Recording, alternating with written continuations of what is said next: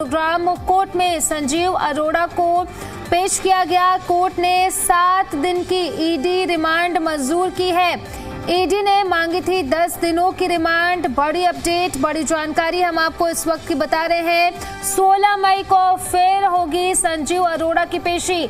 बचाव पक्ष के आरोपों को बेबुनियाद बताया है। उधर संजीव अरोड़ा के वकील अर्जुन ने ईडी की कार्रवाई पर सवाल उठाते हुए इसे राजनीतिक रूप से प्रेरित और सुनियोजित बताया है। उनका कहना है कि ईडी के मामले में कोई वास्तविक जांच नहीं की।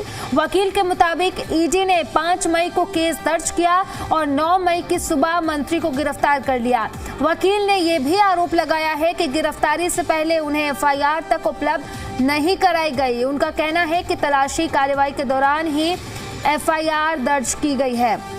तो बड़ी जानकारी हम आपको बता रहे हैं, बड़ी अपडेट आपको बता रहे हैं। आपको बता दें कि संजीव अरोड़ा के कल 4 ठिकानों पर ईडी के अधिकारी पहुंचे थे और लगातार दस्तावेज खंगाले गए थे। बड़ी अपडेट आपको बता रहे हैं। 7 दिन की ईडी रिमांड पर मंत्री संजीव अरोड़ा हैं। पंजाब सरकार ने मंत्री संजीव अरोड़ा की पेशी गुरुग्राम कोर्ट में संजीव अरोड़ा को पेश किया गया और उस दौरान की तस्वीरें हम आपको दिखा रहे हैं।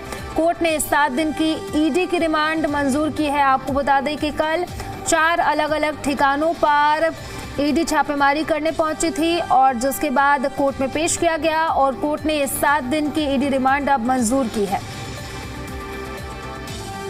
जो ईडी ने 10 दिन की अरेस्ट करने के बाद 10 दिन की रिमांड के लिए एप्लीकेशन लगाई थी। कोर्ट में उस पर बहस हो रही थी और इवेंचुअली 7 दिन का रिमांड दिया।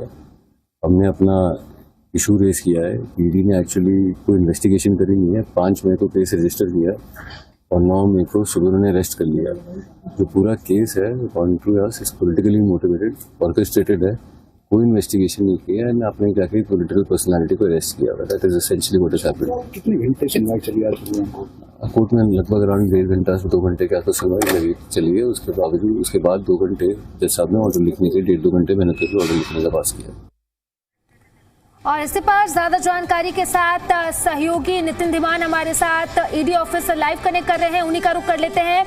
नितिन, फिलहाल कोर्ट ने 7 दिन की रिमांड जो है वो मंजूर कर ली है। अब क्या कुछ अपडेट है इसको लेकर के? साथ ही साथ कल 4 अलग अलग ठिकानों पर छापेमारी की कार्रवाई की गई थी, जिसके बाद अब ये बड़ा अपडेट। हाँ बिल्कुल, अगर हम बात करें तो अभी फ़िलहाल उनको दिल्ली स्थित ईडी मुख्यालय में रखा गया है। अगले 7 दिन यहीं पर पूछताछ होगी क्योंकि आरोप बहुत गंभीर लगे हैं, बड़े आरोप लगे हैं। 100 करोड़ तक के जीएसटी घोटाले, मनी लॉन्ड्रिंग का केस लगाया गया है और इसको लेकर के रात को उनको जब कोर्ट में पेश किया गया, स्पेशल कोर्ट में, उसके बाद वो करीब वहाँ पर सुबह आते तक उनको फैसला कोर्ट की तरफ से रिमांड कर दिया गया। पहले तस्वीरें दिखा दूँ। मैं ईडी मुख्यालय में मौजूद हूँ। ये यहीं पर उनको अंदर रखा गया है और यहाँ पर उनके परिवार वाले मिलने पहुँचे हैं। ये जो 2 शख्स मैं तस्वीरें दिखाऊँ, उनका वकील और उनके परिवार वाले हैं और उनकी पत्नी और जो बेटी हैं वो भी यहीं पर मौजूद हैं। अंदर से क्योंकि परमिशंस आएगी तभी मुलाकात की जा सकती है। आमतौर पर पास बना करके अंदर वेटिंग रूम में बैठ करके मुलाकात करने की परमिशन अगर मिले तो मुलाकात होती है। तो उनके परिवार के लोग तमाम यहाँ पर मुलाकात करने पहुँचे हैं। अब मामला क्या था? मामला ये था फर्जी GST billing, input tax credit में हेराफेरी का आरोप, मनी लॉन्ड्रिंग। ये भी आरोप है कि दुबई से अवैध धन को भारत में फिर घुमा कर यानी कि राउंड ट्रिपिंग की गई, इसलिए कुछ नकली बिल्स का इस्तेमाल किया गया। क्योंकि कंपनी रजिस्टर्ड गुड़गांव दिल्ली में है तो यहाँ पर क्योंकि गुड़गांव कोर्ट में पेश किया गया था। ये भी आरोप लगे हैं कि जीएसटी में घोटाला किया गया है।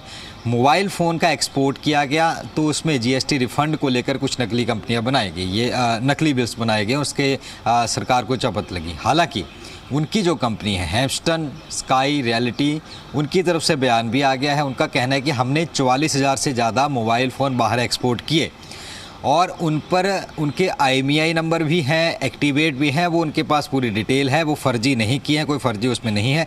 जीएसटी जो था वो हमने भर दिया है और एक चीज़ जरूर कंपनी कह रही कि जो सप्लायर थे उनके सप्लायर्स की तरफ से कुछ जीएसटी में चीज़ें ऊपर नीचे की गई हैं, जिसको लेकर खुद कंपनी की तरफ से लुधियाना में मामला दर्ज कराया गया है और इस मामले के तहत जांच चल रही है और मामला जो अपेलेंट अथॉरिटी में भी इस वक्त लगा हुआ है। हमारी तरफ से सरकार कोई वित्तीय कोई बोझ नहीं कोई नहीं पड़ा है। तो ये कहीं ना कहीं जिस तरीके से हम तस्वीरें भी देख रहे हैं, उनके वकील भी यहाँ पर मौजूद हैं। वो हो सकता है उनका पास बन गया है, वो अभी अंदर जाने की कोशिश में है और उनके एक परिवार के अन्य सदस्य वो भी यहाँ पर अंदर जाते हुए जो है नज़र आ रहे हैं। तो उनके वकील फ़िलहाल अंदर यहाँ पर जाते हुए नज़र आ रहे हैं और कुछ ही मिनटों में उनकी पत्नी और बेटी भी वो है जो माना जा रहा है कि अंदर यहाँ पर जाएंगे और मुलाकात कर सकती हैं। हालांकि क्या बात होगी, किस तरीके की चीज़ें रहेंगी, ये ज़रूर देखने वाली बात होगी।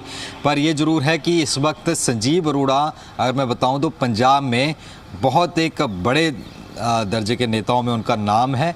सीएम के बाद जो कुछ गिने चुने नेता हैं बड़े लेवल पे, उनमें संजीव अरोड़ा भी हैं। उनके पास इंडस्ट्री मिनिस्टर हैं, पावर मिनिस्ट्री है, लोकल बॉडी जो मिनिस्टर हैं अर्बन वो हैं। तो एक तमाम बड़े अहदे उनके पास हैं और तमाम जो इससे पहले वो सांसद थे जो पिछले 2025 तक करीब 3-3.25 साल वो सांसद रहे थे। उसके बाद इस्तीफ़ा दे करके फिर एमएलए का चुनाव लड़ा और उसके बाद फिर सीधा मंत्री उनको बना दिया गया था। तो चुनाव क्योंकि पंजाब में है और चुनाव से पहले उनके मंत्री पर ऐसे कार्रवाई होना ये कहीं ना कहीं पार्टी के लिए संकेत भी ठीक नहीं है और इसलिए आज पूरे पंजाब में इस वक्त आज ऐलान किया गया है आम आदमी पार्टी की तरफ से जितने भी बीजेपी के मुख्यालय हैं वहाँ पर प्रोटेस्ट किया जाएगा।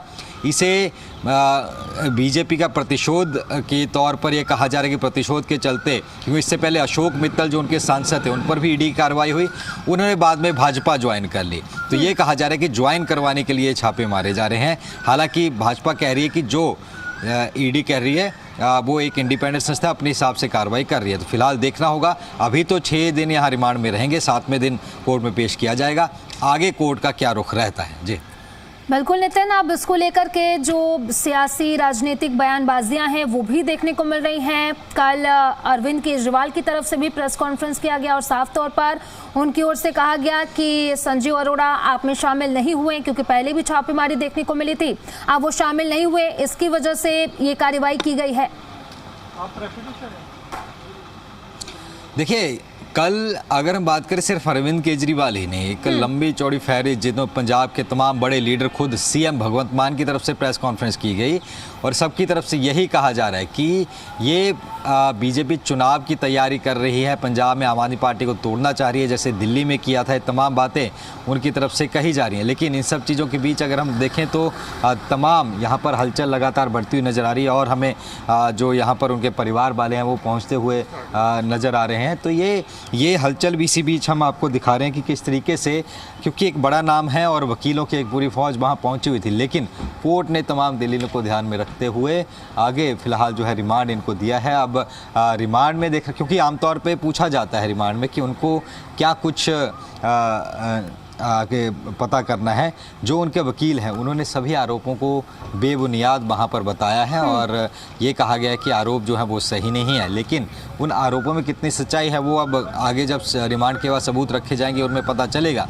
लेकिन क्योंकि मामला पैसे से जुड़ा है तो ईडी में पीएमएलए के तहत जो केस होते हैं थोड़ा लंबा चल जाते हैं, कोई मनी ट्रेलिंग निकालनी होती है, तो उसमें हो सकता है कि आगे अभी थोड़ी और लंबा उनको इसी तरीके से अंदर रहना पड़ सकता है। उसके बाद वकील कह रहे थे कि हम बेल एप्लीकेशन मूव करेंगे। अब इसमें ये लेकिन जहाँ तक अगर राजनीति के तौर पर बात करी जाए, चाहे अरविंद केजरीवाल हो, चाहे भगवंत मान हो या तमाम कैबिनेट नेता हों, वो सीधा सीधा बीजेपी पर आरोप लगा रहे हैं कि आम आदमी पार्टी के नेताओं को डराने के लिए, धमकाने के लिए ईडी का दुरुपयोग किया जा रहा है। इससे पहले कहा गया जब दिल्ली में चुनाव थे तो तमाम सीएम समेत तमाम कैबिनेट के नेताओं को अंदर डाल दिया गया था, बाद में सब बरी होकर के निकले हैं। अब पंजाब में चुनाव है तो पंजाब में पहले सांसदों को डराया धमकाया गया, बीजेपी में शामिल कराया गया, मंत्रियों पर छापे मारे जा रहे हैं। तो तमाम बातें कही जा रही हैं। वहीं बीजेपी कह रही है कि अपनी तरीके से ईडी स्वतंत्र है, वो कार्य कर रही है। तो ऐसे में अब देखना होगा कि आगे क्या कुछ रहता है, लेकिन फिलहाल उनके परिवार वाले जरूर यहाँ मुलाकात करने पहुँचे।